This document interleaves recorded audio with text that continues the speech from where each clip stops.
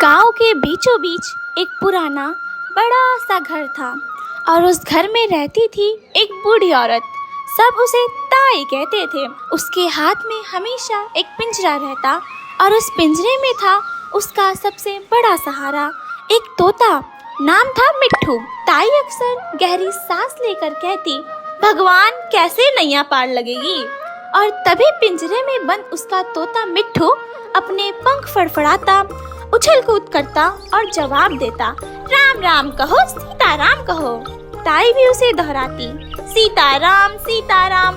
अब इस दुनिया में ताई और मिट्ठू ही एक दूसरे का सहारा थे। ताई और मिट्ठू, मिट्ठू और ताई। लेकिन ताई हमेशा ऐसी नहीं थी। एक समय था जब उसका घर भरा पूरा था। बहू बेटे बेटियां, नौकर चाकर, गाय भैंस, खेत खलियान, सब कुछ था उसके पास।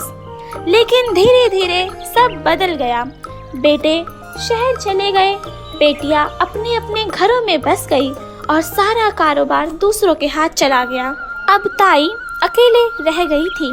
वह जैसे तैसे अपना गुजारा कर लेती, लेकिन सूने घर का सन्नाटा उसे अंदर से काटने को दौड़ता था। भला हो गणपत का जिसने ताई के सूनेपन को सहारा दे दिया। वह ना जाने कहां से एक प्यारा सा पहाड़ी तोता ले आया था। ताई की सारी ममता मिट्ठू पर बरस पड़ी। अब जो ताई अपने लिए चूल्हा जलाने में आलस करती थी, वही मिट्ठू के लिए रोज दाल भात बनाती। उसका पूरा दिन अब मिट्ठू के साथ ही बीतता। ताई उसे अपने बच्चे की तरह रखती, हरी मिर्च तोड़ कर लाती, पेड़ों से मीठे आम चुन कर लाती और मिट्ठू चहक उठता, राम राम सीता राम। मिट्ठू बहुत तेज था। ताई जो भी सिखाती वो एक बार में याद कर लेता। सुबह होते ही मिट्ठू आवाज लगाता, हर हर गंगे, हर हर गंगे, सीता राम बोल, मिट्ठू राम राम, मिट्ठू राम राम। ताई अचकचाकर उठ बैठती, लाड से मिट्ठू को निहार कर आशीष देती, जीते रहो बेटा, जुग जुग जियो।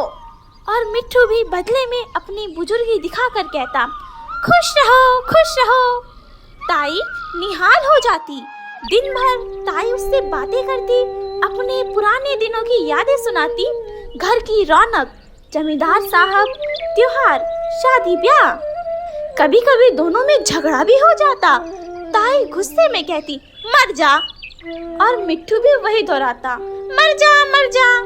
लेकिन थोड़ी ही देर में दोनों फिर पहले जैसे हो जाते।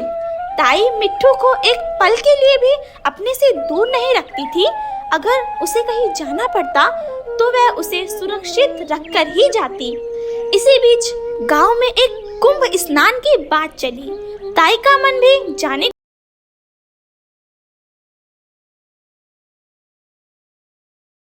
कहा, उसे साथ ले जाओ।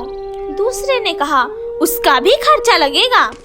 आखिर ताई ने उसे अपने साथ न ले जाने का फैसला किया और उसे जगन मास्टर के घर छोड़ दिया। जाते समय ताई की आंखें भर आई। मिट्ठू जैसे उसे दिलासा देता रहा, हर हर गंगे, राम राम सीता राम। ताई तो कुंभ स्नान के लिए चल दी, लेकिन जगन मास्टर के घर में महाकुंभ हो गया।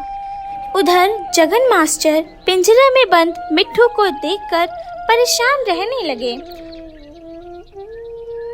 एक दिन उन्होंने पिंजरा खोल दिया। पहले तो मिट्ठू बाहर नहीं आया, फिर अनाज के लालच में धीरे धीरे बाहर निकला और पिंजरे की छत पर बैठ गया। कुछ दिनों तक यही चलता रहा।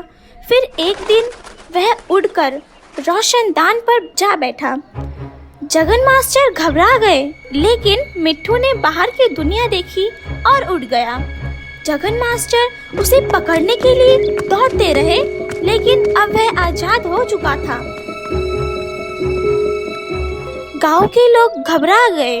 बहुत सोच विचार के बाद आखिर गणपत ने ही एक सुझाव दिया कि मिट्ठू की ही सूरत शक्ल का एक दूसरा तोता ले आया जाए, ताकि ताई को भ्रम में रखा जा सके।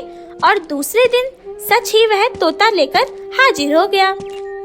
अब जगन मास्टर तोते को पिंजरे में रखकर पाठ पढ़ाने लगे। ताकि ताई के आने तक वह भी 2 अक्षर सीख ले। यह एक संयोग ही है कि जगन मास्टर ने अंतिम दिन ताई के मिट्ठू को गीता के 2-4 श्लोक रटाने की कल्पना की थी, ताकि गंगा स्नान का पुण्य अर्जन कर लौटी हुई ताई अपने मिट्ठू के मुंह से गीता सुन सके। लेकिन वह अनहोनी हो गई और अब जगन मास्टर अपनी फिक्र के मारे खाना पीना छोड़कर घंटों पिंजरे के सामने बैठकर रटते, पर वह पिंजरे के अंदर से टुकुर टुकुर उन्हें देखता रहता या शायद उनकी बेवकूफी पर हंसता रहता हो। कुंभ स्नान से लौटकर सभी तीर्थयात्री अपने अपने घरों की ओर चल दिए, लेकिन ताई सीधे बड़े घर की ओर न जाकर जगन मास्टर के दरवाजे पहुंची। ताई सोच रही थी कि उन्हें देखते ही मिट्ठू राम राम सीता राम की रट लगाकर आसमान सिर पर उठा लेगा, पिंजरे में कूद फांद मचाकर तूफान खड़ा कर देगा। लेकिन वहां बैठे मिट्ठू ने उन्हें देखकर कोई हरकत नहीं की, वह केवल इधर उधर ताकता रहा। ताई फिर पुकारती रही, लेकिन उसका असली मिट्ठू तो अब कहीं दूर उड़ चुका था और ताई फिर से अकेली रह गई।